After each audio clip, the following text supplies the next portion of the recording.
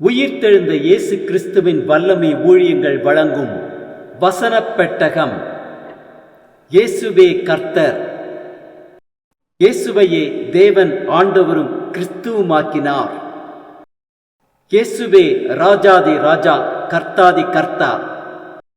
கிறிஸ்துவே மரித்தோர் மேலும் ஜீவனுள்ளோர் மேலும் ஆண்டவர்.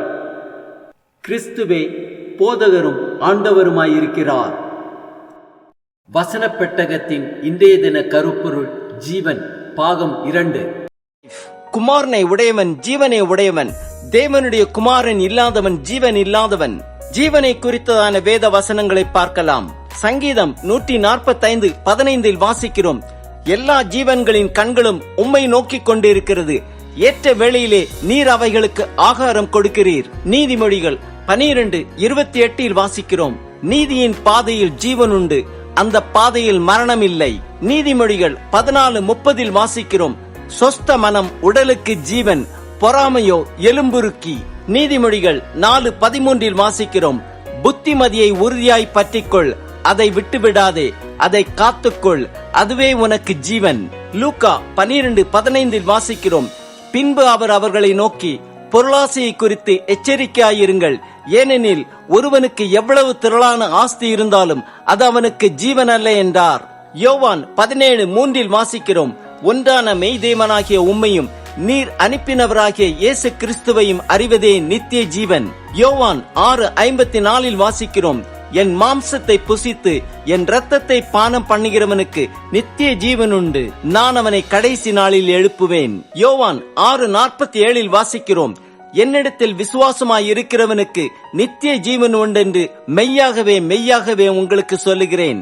யோவான் 5:39 வாசிக்கிறோம், வேத வாக்கியங்களை ஆராய்ந்து பாருங்கள், அவைகளால் உங்களுக்கு நித்திய ஜீவன் உண்டென்று எண்ணுகிறீர்களே, என்னை குறித்து சாட்சி கொடுக்கிறவைகளும் அவைகளே. யோவான் 5:24 வாசிக்கிறோம், என் வசனத்தை கேட்டு என்னை அனுப்பினவரை விசுவாசிக்கிறவனுக்கு நித்திய ஜீவன் உண்டு, அவன் ஆக்கினை தீர்ப்புக்குட்படாமல் மரணத்தை விட்டு நீங்கி ஜீவனுக்குட்பட்டு இருக்கிறான் என்று மெய்யாகவே மெய்யாகவே உங்களுக்கு சொல்லுகிறேன். யோவான் 1:4 வாசிக்கிறோம், அவருக்குள் ஜீவன் இருந்தது, அந்த ஜீவன் மனுஷருக்கு ஒளியாயிருந்தது. ரோமர் 5:10 வாசிக்கிறோம், நாம் தேவனுக்கு சத்துருக்களாய் இருக்கையில் அவருடைய குமாரனின் மரணத்தினாலே அவருடனே ஒப்புரவாக்கப்பட்டோமானால், ஒப்புரவாக்கப்பட்ட பின் நாம் அவருடைய ஜீவனாலே ரட்சிக்கப்படுவது அதிக நிச்சயமாமே. ரோமர் 6:21, 22, 23 வாசிக்கிறோம், இப்பொழுது உங்களுக்கு வெட்கமாக தோன்றுகிற காரியங்களினாலே அக்காலத்தில் உங்களுக்கு என்ன பலன் கிடைத்தது, அவைகளின் முடிவு மரணமே. இப்பொழுது நீங்கள் பாவத்தினின்று விடுதலையாக்கப்பட்டு தேவனுக்கு அடிமைகளானதினால் பரிசுத்தமாகுதல் உங்களுக்கு கிடைக்கும் பலன், முடிவோ நித்திய ஜீவன். பாவத்தின் சம்பளம் மரணம், தேவனுடைய கிருபை வரமோ நம்முடைய கர்த்தராகிய இயேசு கிறிஸ்துவினால் உண்டான நித்திய ஜீவன். பிலிப்பியர் 1:21 வாசிக்கிறோம், கிறிஸ்து எனக்கு ஜீவன், சாவு எனக்கு ஆதாயம். 1 தீமோத்தேயு 6:12 வாசிக்கிறோம், விசுவாசத்தில் நல்ல போராட்டத்தை போராடு, நித்திய ஜீவனை பற்றிக்கொள், அதற்காகவே நீ அழைக்கப்பட்டாய், அநேக சாட்சிகளுக்கு முன்பாக நல்ல அறிக்கை பண்ணினவனுமாயிருக்கிறாய். யாக்கோபு 4:14 வாசிக்கிறோம், நாளைக்கு நடப்பது உங்களுக்கு தெரியாதே, உங்கள் ஜீவன் எப்படிப்பட்டது, கொஞ்ச காலம் தோன்றி பின்பு தோன்றாமற் போகிற புகையை போல இருக்கிறதே.